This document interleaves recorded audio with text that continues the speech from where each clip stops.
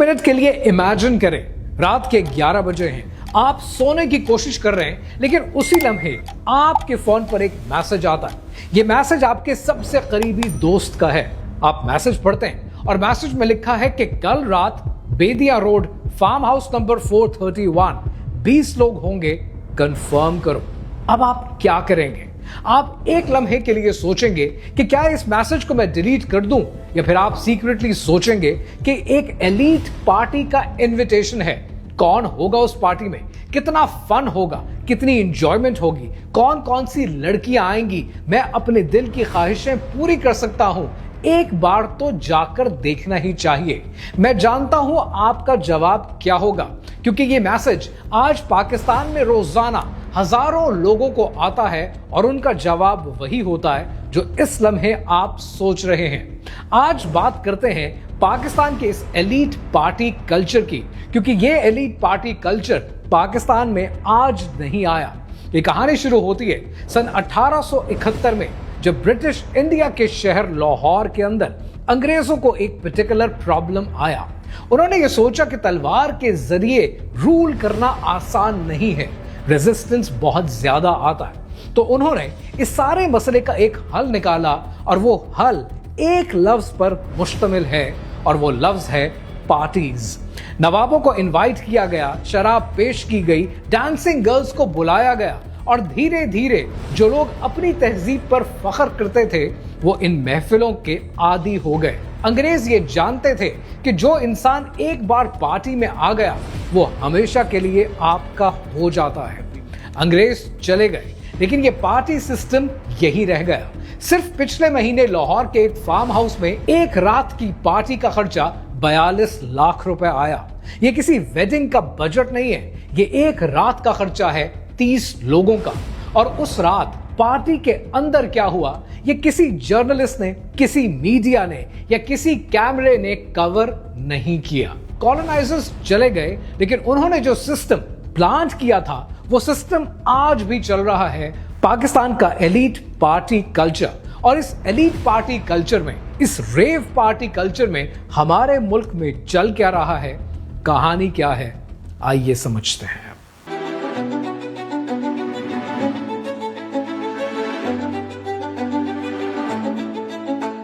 सबसे पहले एक बेसिक सवाल समझते हैं कि आज जिसे हम पार्टी कहते हैं, एलीट पार्टी कहते हैं, ये एग्जैक्टली है क्या?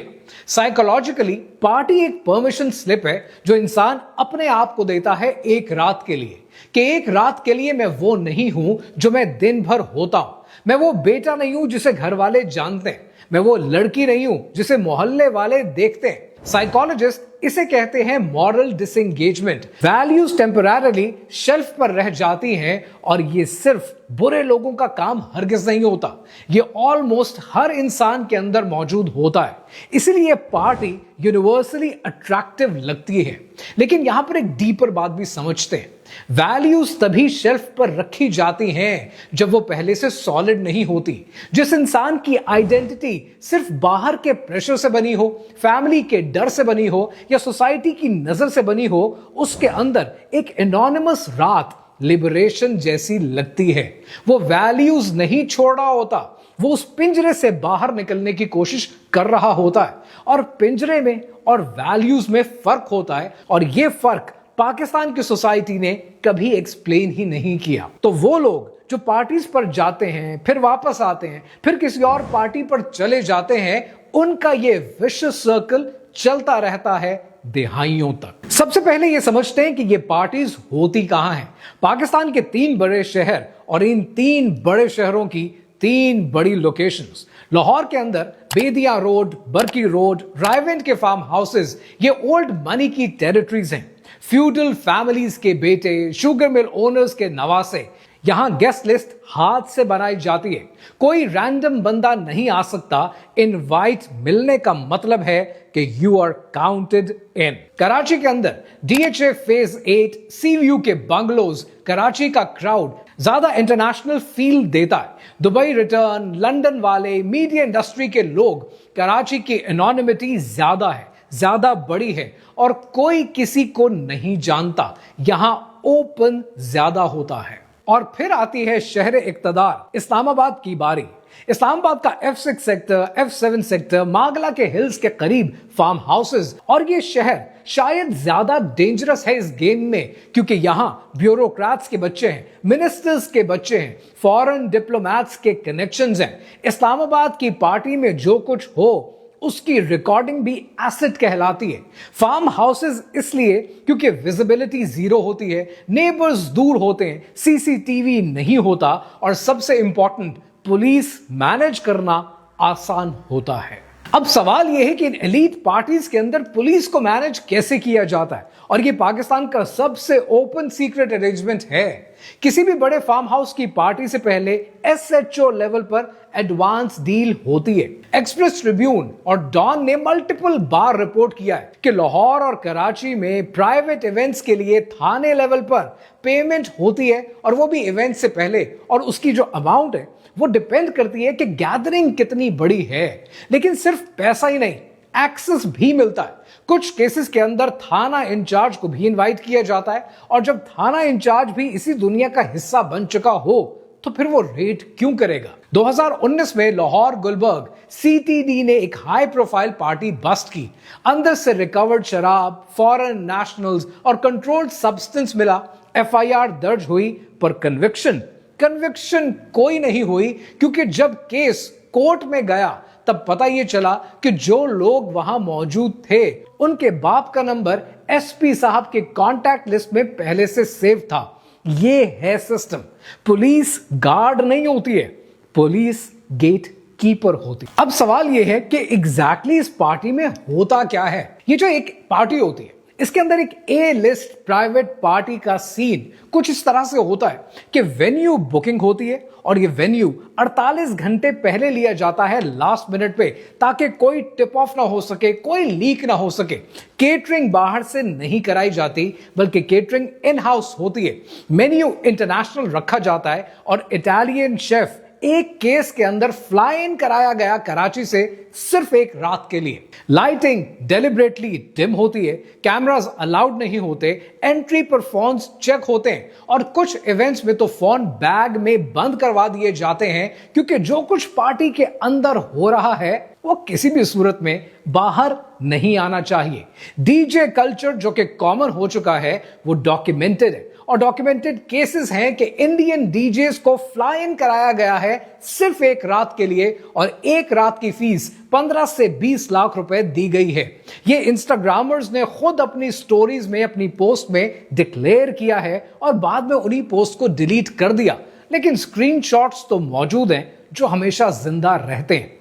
शराब कॉमन होती है इन पार्टीज पे, और यहां एक बात मैं आपको क्लियरली कहता चलूं कि पाकिस्तान के अंदर शराब इलीगल है एक कॉमन सिटीजन के लिए, लेकिन एक परमिट का सिस्टम एग्जिस्ट करता है।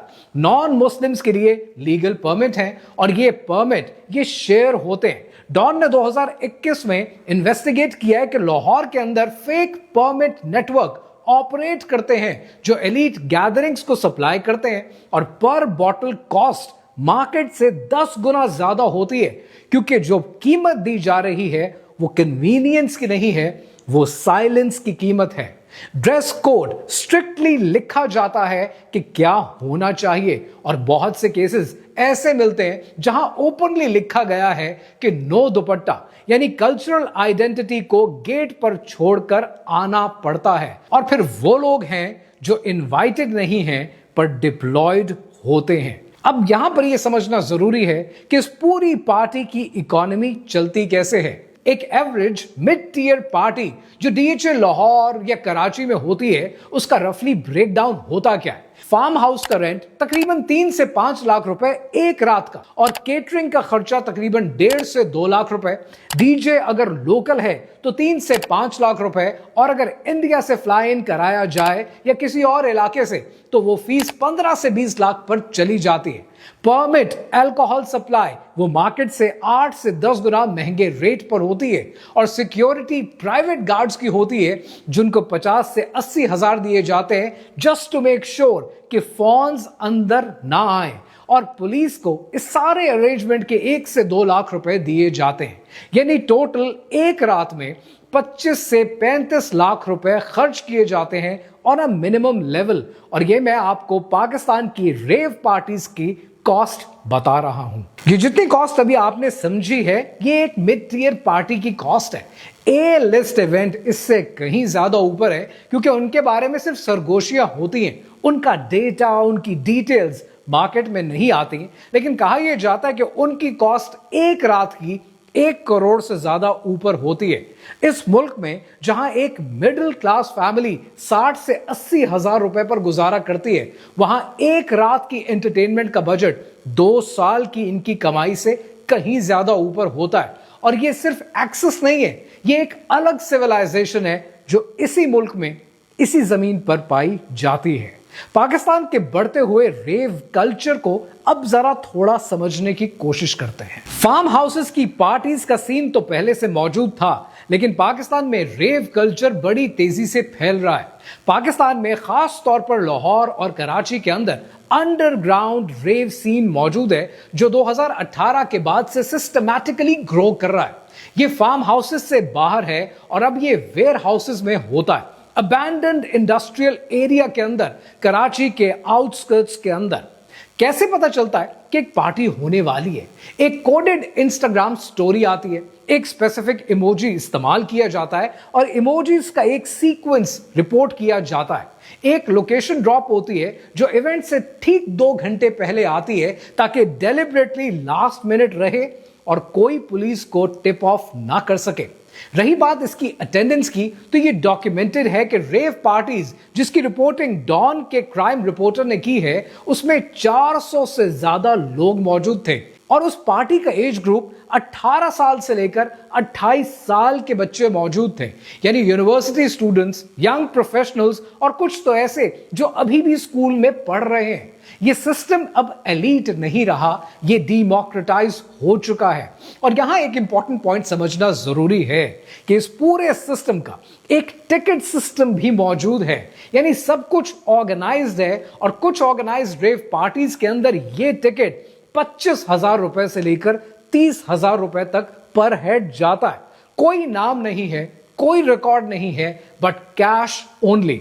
अब जरा इमेजिन करें कि 400 लोग पार्टी में आते, 30,000 रुपए की एंट्री होती है, यानी 1 करोड़ 20 लाख रुपए एक रात के, सब कुछ कैश में, सब कुछ ऑफ द बुक्स। ये बिजनेस है, एक ऑर्गेनाइज्ड बिजनेस। अब यहां पर आपके जहन में एक सवाल आएगा कि ये जितनी लड़कियां इन पार्टीज को सप्लाई की जाती हैं, पाकिस्तान में इतनी लड़कियां आती कहां से हैं? पाकिस्तान के अंदर एक पैरेलल सिस्टम मौजूद है। ये सिस्टम एग्जिस्ट करता है, जिसे आप टैलेंट मैनेजमेंट के नाम से जानते हैं। सीधी बात की जाए तो मॉडलिंग एजेंसीज हैं जो सप्लाई नेटवर्क का काम करती हैं। FIA ने 2022 और 23 में ऑपरेशन क्लीन अप के तहत लाहौर और कराची में ऐसे नेटवर्क्स को बस्ट किया है। FIA की अपनी प्रेस रिलीज में लिखा है कि यंग वुमेन को इवेंट होस्टिंग और मॉडलिंग असाइनमेंट्स के नाम पर रिक्रूट किया जाता है, पर एक्चुअल काम वो कुछ और ही होता है। पर सवाल यह है कि ये रिक्रूट करता कौन है? डॉक्यूमेंटेड केसेस मौजूद हैं जिनमें लिखा है कि इंस्टाग्राम पर एक्टिव फेक मॉडलिंग अकाउंट्स हैं, यूनिवर्सिटीज के सीनियर्स हैं जो मिडलमैन का रोल प्ले करते हैं और कभी कभी कुछ एग्जिस्टिंग गर्ल्स को कमीशन की बेसिस पर नई लड़कियों को रिक्रूट करती हैं। ये विमेन ज्यादातर छोटे शहरों से आती हैं, यानी फैसलाबाद, मुल्तान, हैदराबाद, और उन्हें अपॉर्चुनिटी का झांसा दिया जाता है, ग्लैमरस लाइफ दिखाई जाती है, उसका वादा किया जाता है और लाहौर और कराची में एक बेहतरीन फ्यूचर को प्रेडिक्ट किया जाता है। 2023 में पंजाब पुलिस ने ड्रीम गर्ल्स नेटवर्क को बस्ट किया है, जिसके अंदर नेम्ड कोऑर्डिनेटर्स हैं जो एक्सक्लूसिवली सोशल मीडिया पे ऑपरेट करते थे और केसेस आज भी कोर्ट्स में चल रहे हैं। एक्यूज्ड के लॉयर्स टॉप टियर हैं, क्योंकि वो ऐसे टॉप टियर अफोर्ड कर सकते हैं क्योंकि उनके क्लाइंट भी टॉप टियर हैं। इस वीडियो से मेरी कोशिश सिर्फ एक है कि मैं उन लोगों से बात कर सकूं जो इन पार्टीज को एस्पिरेशन समझकर जाते हैं। मैं आपको क्विकली एक केस बताता हूं। 2018 में कराची में एक केस हुआ, एक हाई प्रोफाइल पार्टी का इवेंट हुआ जिसके नतीजे में एक यंग लड़की की डेथ हो गई। डिक्लेयर किया गया कि उस लड़की ने सुसाइड किए, फैमिली ने मर्डर का दावा कर दिया, पर कोई अरेस्ट नहीं हुई। आज तक वो केस अनसॉल्व्ड है। पता है क्यों? क्योंकि जो जानते हैं वो जानते हैं और वो सच बताने के लिए तैयार नहीं है। और ये है इस कहानी के असली विलेन। कोई एक इंसान नहीं है, ये एक पूरा स्ट्रक्चर है, एक साइलेंस का स्ट्रक्चर है जहां पर जर्नलिस्ट स्टोरी नहीं करता है। क्यों? क्योंकि जो लोग उस पार्टी पे मौजूद हैं वो एडवर्टाइजर्स के बेटे हैं। पुलिस रेड नहीं करती है क्योंकि डील पहले हो चुकी है।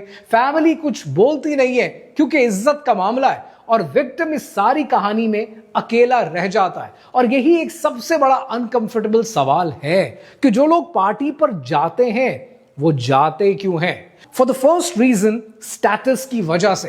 क्योंकि पाकिस्तान के सोशल हिरार्किकल स्ट्रक्चर के अंदर सिस्टम इतना रिजिड है कि उस सर्कल में जाना बजाते खुद एक अचीवमेंट लगती है कि मुझे इनवाइट किया गया है, इसका मतलब है मैं मैटर करता हूं। दूसरा रीजन है फेयर ऑफ मिसिंग आउट, जो सोशल मीडिया ने क्रिएट किया है ब्लर्ड स्टोरीज के जरिए, डिम लाइट्स के जरिए, मिस्टीरियस कैप्शंस के जरिए, इमोजीज के जरिए। और ये एक्सीडेंटली एस्पिरेशनल लगता है, पर ये एस्पिरेशनल है नहीं, ये डेलिबरेटली डिजाइन्ड मार्केटिंग है जिसे लोग देखने को तैयार ही नहीं है। और तीसरा रीजन है economic desperation meets social ambition, यानी मिडिल क्लास के वो लोग जो किसी भी कीमत पर ऊपर उठना चाहते हैं, चाहे उसकी कीमत कितनी ही क्यों ना हो। उनके लिए ये इवेंट्स एक शॉर्टकट का काम करते हैं कि कोई पावरफुल बंदा मिलेगा, जिंदगी बदल जाएगी। वेल, कभी कभी जिंदगी बदल तो जाती है, पर कैसे, वो एक अलग कहानी है। इब्न खुल्दून ने आज से 600 साल पहले लिखा, जब किसी कौम की एलीट अपनी मॉरल जिम्मेदारी छोड़ देती है और सिर्फ प्लेजर में डूब जाती है, वो कौम कोलैप्स के करीब होती है। ये सिर्फ थ्योरी नहीं है, ये एग्जैक्टली पैटर्न है जिसे हम देखने की कोशिश नहीं करते।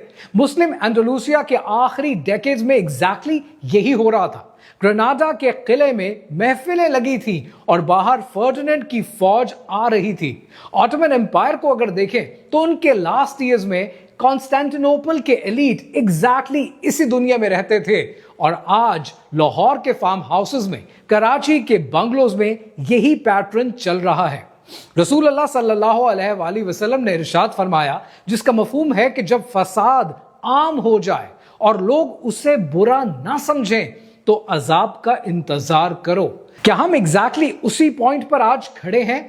टू बी ऑनेस्ट, मैं नहीं जानता, लेकिन यह जरूर जानता हूं कि जो लोग इन फार्म हाउसेस की पार्टीज में जा रहे हैं वो अकेले जिम्मेदार नहीं हैं, वो सिस्टम जिम्मेदार है जिसने उन्हें यह बताया कि ये कामयाबी है, ये सक्सेस है और यही लाइफ है।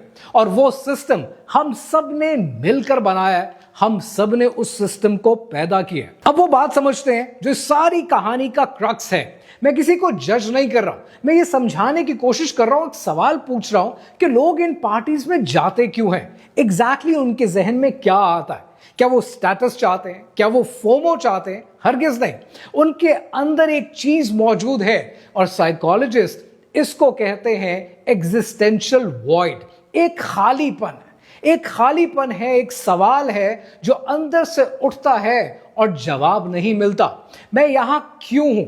मेरी जिंदगी का मतलब क्या है? सुबह उठता हूं, काम पर जाता हूं, घर आता हूं, सो जाता हूं और फिर यह साइकिल रिपीट होता है।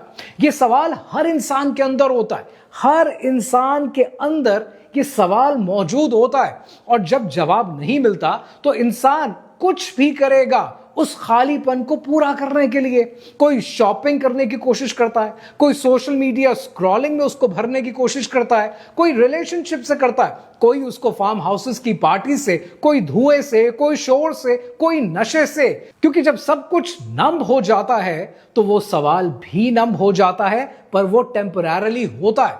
ये नशा सिर्फ एक सब्सटेंस नहीं है, ये सिलेक्टिव एमनीशिया है और ये अपने आप से, अपनी जिम्मेदारी से, अपने खालीपन से भागने का तरीका होता है। लेकिन सुबह होती है और सुबह होते ही दोबारा से सवाल पैदा होता है और वो गिल्ट भी दोबारा साथ आ जाता है और अगली रात फिर इंसान को डोज को बढ़ाना पड़ता है। अब यहां पर मैं आपको एक कंट्रास्ट दिखाता हूं। वो इंसान जो सवाल का जवाब ढूंढ रहा होता है जेन्युइनली, वो एक टोटली अलग जगह पर होता है। वो कुरान उठाता है, वो सोचना शुरू करता है, वो उस हस्ती के साथ कनेक्ट करता है और उसको ढूंढने की कोशिश करता है जिसने वो सवाल उसके अंदर रखा होता है। क्योंकि ये जो खालीपन है ये डेलिबरेटली डिजाइन किया गया है, ये बग नहीं है, ये फीचर है। अल्लाह सुब्हानहू व तआला ने इंसान के अंदर एक ऐसी जगह रखी है जो उसी की जात से भर सकती है, और जब तक वो जगह खाली रहती है इंसान उसके अंदर कुछ भी ठूंस ले, दौलत, नशा, शोहरत, शराब, पार्टीज, सब फिट नहीं होता है। इब्ने खुल्दून ने 600 साल पहले लिखा कि एलीट जब प्लेजर में डूब जाते हैं कौम कोलैप्स के करीब होती है, क्योंकि वो सवाल जो अंदर था उन्होंने उसे फार्म हाउस में छोड़ दिया और एंडलूसिया गिर गया, ऑटोमन एम्पायर गिर गई और हम गिरने के करीब खड़े हैं।